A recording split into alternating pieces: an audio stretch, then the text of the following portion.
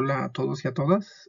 En esta presentación vamos a abordar algunos de los puntos que se estuvieron comentando ya de forma privada en las dudas o en las aclaraciones respecto a los documentos que me hicieron llegar de su tarea. Es muy importante recalcar que la intención es que este sea un video corto, meramente para ampliar esos conceptos y les decía, para poder abordar un poco mejor esas dudas. De igual forma, como hemos comentado, tendremos ese acercamiento práctico para la implementación del protocolo. Entonces, bueno, comenzando con este apartado, decíamos, el tema con el que estamos abordando ahora es el ruteo dinámico, en este caso visto desde el protocolo OSPF.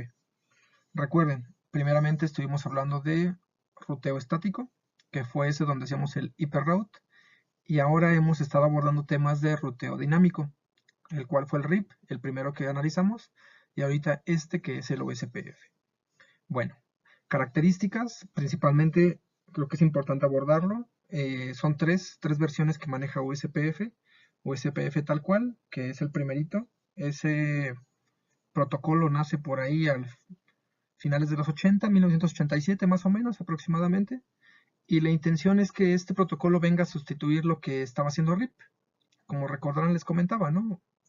Protocolo RIP es uno de los primeros protocolos dinámicos y que, bueno, debido al crecimiento que tuvieron las redes, pues se detectaron que existían nuevas necesidades. Siendo así, pues esta es una de las soluciones. Posterior a esto tenemos la creación de OSPF versión 2. OSPF versión 2 viene a mejorar algunas características de OSPF y bueno, este protocolo tiene sus inicios por ahí en 1991 y la última revisión o última actualización pues, la tiene en 1998. Que bueno, es importante que mencionarlo que OSPF versión 2 trabaja con IPv4, que es el que estamos utilizando o estaremos utilizando nosotros. OSPF versión 3, o de repente lo van a ver como OSPF versión 6, es un error de repente llamarle versión 6 debido a que es versión 3 porque implementa IPv6. O sea, tiene todas las características que mencionábamos con OSPF versión 2, más, en este caso, bueno, el funcionamiento, pero orientado hacia IPv6. Ese protocolo, pues por ahí es del finales de los 90, 1999, 2000, más o menos, en su salida, ¿no? Entonces, en este apartado podemos identificar 5 características de nuestro protocolo OSPF. Ahora, inicialmente, estas características también las vamos a encontrar como las ventajas. Por ahí en el documento les hace observación a algunos, que principalmente, pues bueno, al ser un protocolo más nuevo que RIP, pues obviamente busca complementar y mejorar características que se habían implementado antes. Uno de estos elementos viene a ser la eficiencia. Nos referimos a una eficiencia en el sentido de que es más rápido en el proceso en el que hace el envío de las actualizaciones. Tenemos una convergencia, que de igual forma ese proceso de compartir información va a ser más práctico entre la forma que un dispositivo se comunica con otro. Tenemos el escalamiento, que principalmente se centra en que podamos generar redes mucho más grandes, algo que no teníamos en RIP. Si recuerdan, hablábamos de una cantidad limitada de saltos. Bueno, ahorita entraremos en más detalles, pero del lado de OSPF podemos tener redes medianas o grandes. Es seguro, el mismo hecho de que podemos hacer una división y que podemos segmentar. Por ahí recordarán al final donde habla de las áreas, que bueno, también va de la mano con la escalabilidad, también lo hace más seguro. Y bueno, tenemos que es un direccionamiento sin clase. Esto significa que nos va a permitir trabajar sobre un esquema de BLSM o un esquema de CIDR, que es lo que hemos comentado, donde todos los segmentos tenían el mismo tamaño. Ahora, ¿qué componentes tenemos? Bueno, habíamos comentado, es un protocolo que se conoce como un protocolo de estado de enlace. Aquí es importante recalcarlo. Tenemos dos tipos cuando hablamos de ruteo. Tenemos un ruteo que se conoce como vector distancia, que es el caso de RIP, y tenemos ruteo que es por estado de enlace, que es el caso de OSPF. ¿Qué significa que sea estado de enlace? Significa que, en este caso, los dispositivos van a obtener información completa de toda la red, o sea, va a conocer o va a tener conocimiento de toda la topología. También nos implica que las actualizaciones van a ser específicas. ¿Qué es esto? Bueno, RIP, como recuerdan, cada 30 segundos se hacía envío de actualizaciones. La actualización que hace envío es de toda la tabla de ruteo, o sea, cada 30 segundos hace envío de su tabla de ruteo. ¿Qué hace OSPF? Bueno, al ser actualizaciones más específicas, únicamente manda actualización de los cambios que surgieron o de los cambios que se han hecho sobre el dispositivo. Ahora, una característica, pues ahí dependerá cómo lo podamos ver, o cómo lo quieran ver más bien, si es una ventaja o una desventaja, es que un protocolo de estado de enlace lleva un mayor uso, en este caso de la memoria y del procesador. Aquí, bueno, ¿por qué? Por el algoritmo que implementa, por la complejidad del algoritmo, y bueno, esa es la razón principal por la cual ocupa más RAM y más procesador. Entonces, eso es a lo que nos referimos dentro de un protocolo que le llamamos estado de enlace. Cosas a destacar de esa diapositiva. Vamos a detallarlo más adelante, pero en los elementos, un OSPF, como les mencionaba, lleva un registro de la topología de la red, lo que significa que va a hacer uso de una base de datos, o sea, una pequeña base de datos dentro del dispositivo para almacenar esto. Ahora, analizando este apartado de los componentes, nos dice aquí que OSPF intercambian paquetes. Esos paquetes son usados para descubrir router vecinos y también para intercambiar información de enrutamiento. En este caso, aunque bueno, está ahí mal escrito, para mantener información precisa acerca de la red. ¿Cómo es este proceso? Así de forma resumida y de forma rápida. Bueno, en el primero hay un saludo. O sea, hacen un envío a los dispositivos que están hablando OSPF. Hacen un envío de un saludo para identificar otros dispositivos que también hablan el mismo protocolo. Por eso tenemos ese paquetes hello. Digamos, hacen unos saludos. Posterior a esto, hace un intercambio de notificaciones. Esas notificaciones es lo que viene descrito aquí como Database Description Packets. Hace un intercambio de estas notificaciones. Posterior, en este request de paquetes, lo que está haciendo es crear las topologías. O sea, está almacenando la topología en el dispositivo, la topología de red y misma topología que está conociendo o que está construyendo con base a esos saludos que estuvo enviando. En el punto 4 y punto 5, donde es el link state update y el link state acknowledgement, en este caso lo que está haciendo es el algoritmo. Esos dos elementos se están centrando en la construcción del algoritmo, que es el definir cuál es el mejor camino. Creo que se me pasaba a comentarlo, pero bueno, tenemos el nombre de OSPF donde dice Open Shortest Path First, que significa que siempre el camino más corto, ¿no? Bueno, algo así, en este caso decíamos es un protocolo abierto que busca siempre el camino más corto, ¿sale? Ahora, la característica principal, aunque al inicio lo definimos, es un OSPF de área única, pero hay dos formas, que es OSPF de área simple o multiárea. Ahora, nosotros en el curso solo nos vamos a centrar en OSPF uniárea o de área única, pero creo que es importante recalcar qué diferencia uno de otro.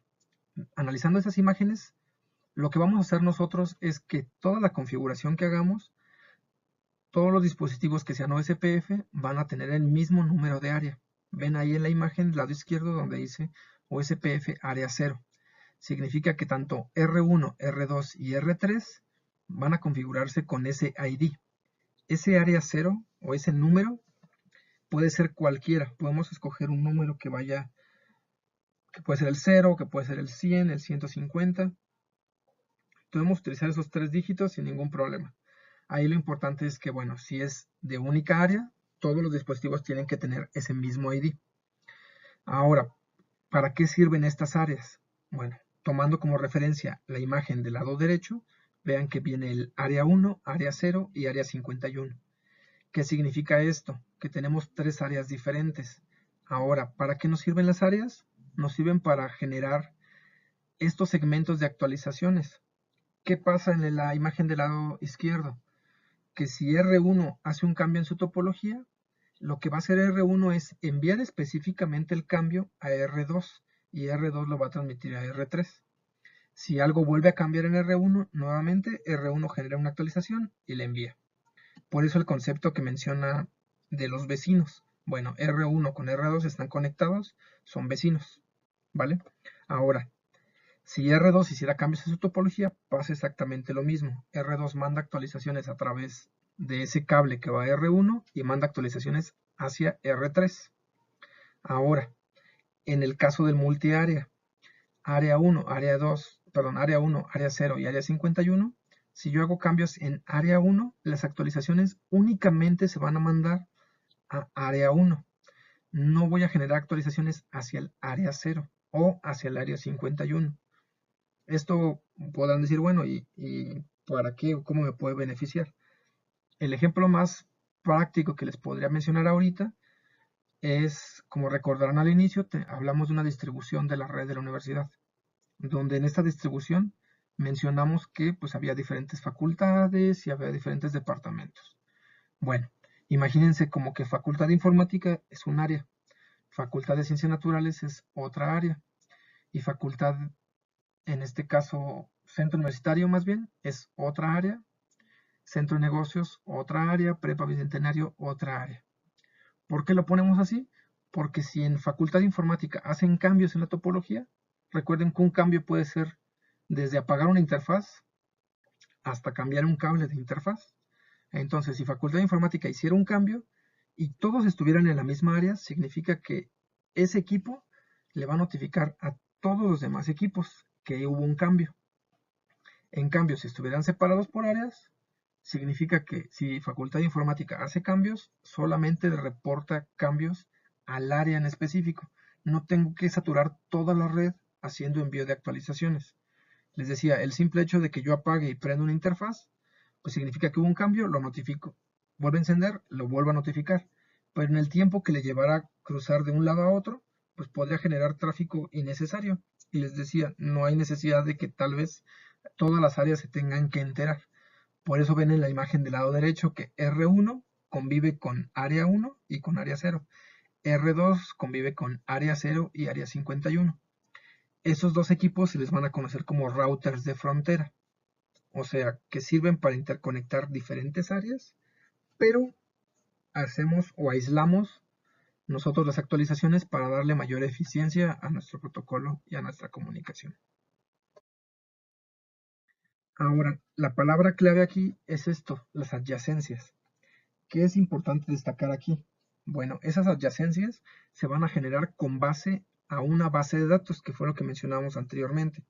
Cuando yo genero los saludos, el dispositivo detecta que hay otro equipo que habla OSPF y de esta manera me va a generar a mí un registro de un vecino, ya sea con un router ID o con una dirección IP.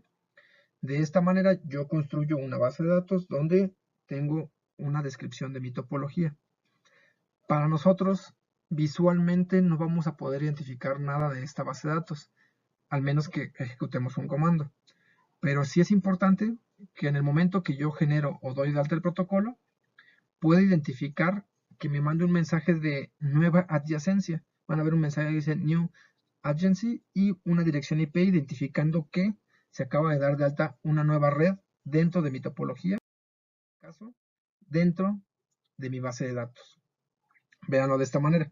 En esta imagen lo que está haciendo es que cada dispositivo crea adyacencias con los demás dispositivos. Esto es en cuestión de los dispositivos que están conectados entre sí y que se vuelven vecinos. Aquí es donde cobra una mayor importancia el término de las áreas.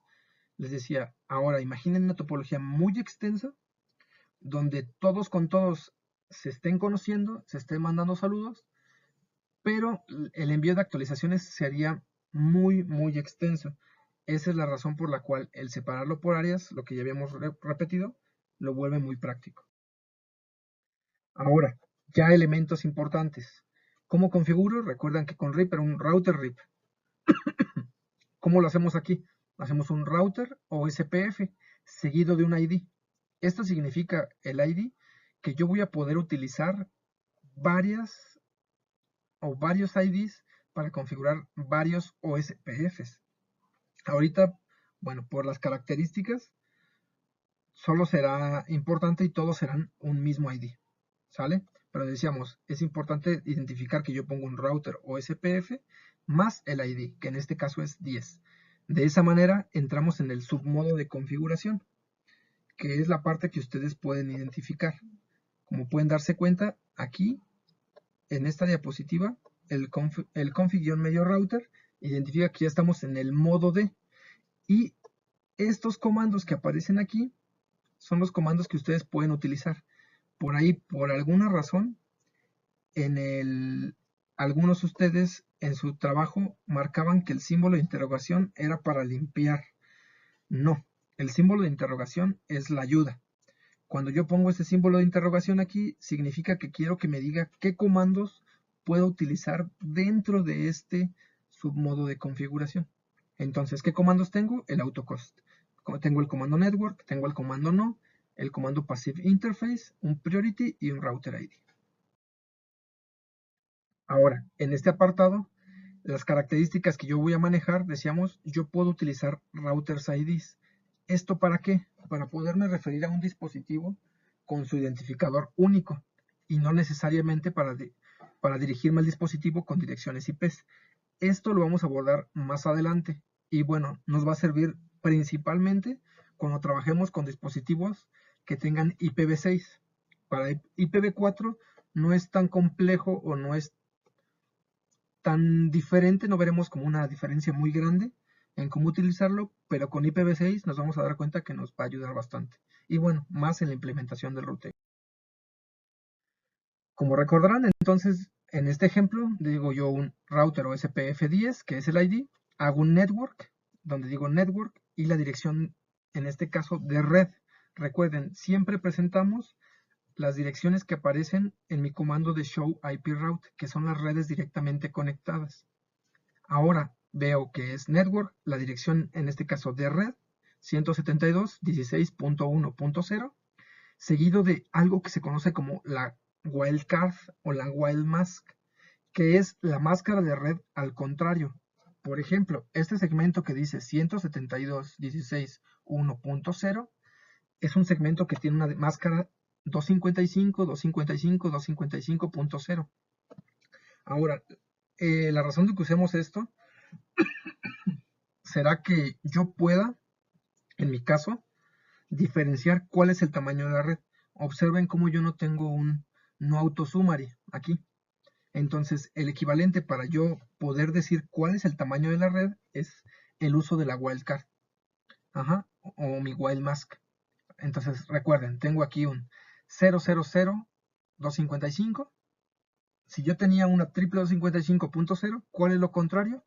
Pues la 0.0.0.255. Ahora los dos de abajo, los dos networks de abajo son enlaces de red.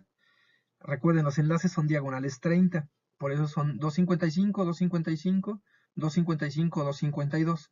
¿Cuál es lo contrario a esto? Pues el 0003.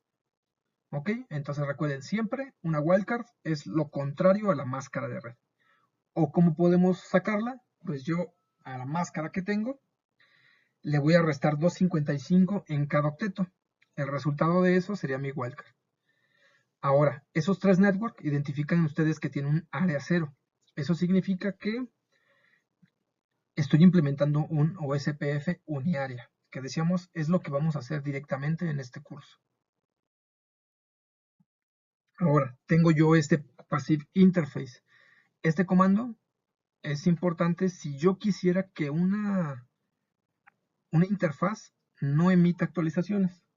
De momento todavía no lo vamos a usar, pero yo podría decir que alguna interfaz, por ejemplo la gigabit 0/0, no genera actualizaciones, o sea que no mande saludos a través de dicha interfaz. Suena lógico si piensan que la interfaz gigabit por lo general las utilizamos para conectar el switch y las computadoras. pues no requerimos que esté mandando saludos, porque los saludos los va a mandar a las computadoras, no a otros routers. Esa es la razón por la cual se pone un passive interface. De momento los vamos a dejar todos transmitiendo y vamos a ir muy puntual haciendo configuraciones a cada dispositivo. Un comando más que es el show IP o SPF neighbor. En este caso es para identificar quiénes son los dispositivos vecinos. Vean, en el caso de esta topología, pues aparecen ahí dos vecinos. Es otro comando más.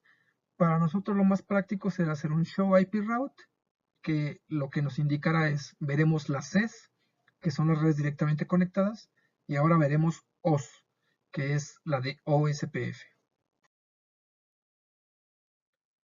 Por último, pues aquí nos muestra un apartado que es el Show IP Protocols. Básicamente es para identificar el protocolo que se está utilizando y valores, en este caso, que yo tengo sobre el ID, donde veo Routing Protocol is OSPF10. O sea, estoy viendo qué protocolo estoy implementando en mi dispositivo. Les digo, son meramente comandos de verificación. Nosotros nos vamos a centrar mucho en hacer los Show IP Route, ajá, Show IP Interface Brief, decíamos para ver mis interfaces, Show IP Route para ver mi tabla de ruteo, y son los elementos que nos ayudan a configurar o a verificar, que es el que estamos viendo aquí, un Show IP, bueno, en este caso hacemos un Show IP o SPF Interface Brief, para ver cuáles son las interfaces que yo estoy presentando o que tengo a través de OSPF. Y bueno, solo para finalizar, pues recalcarles que este es un protocolo distinto, sí es un protocolo dinámico, pero tiene características muy distintas.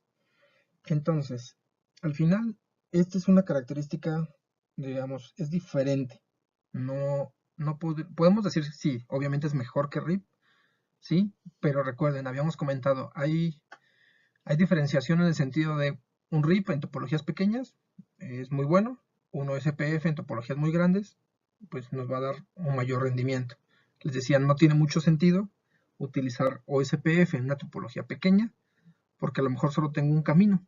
Entonces puedo hacer que ejecute el algoritmo, que haga el Dijkstra, que haga la construcción de sus nodos, sus sinodos, pero al final nada más para ir de A a B, solo hay una ruta.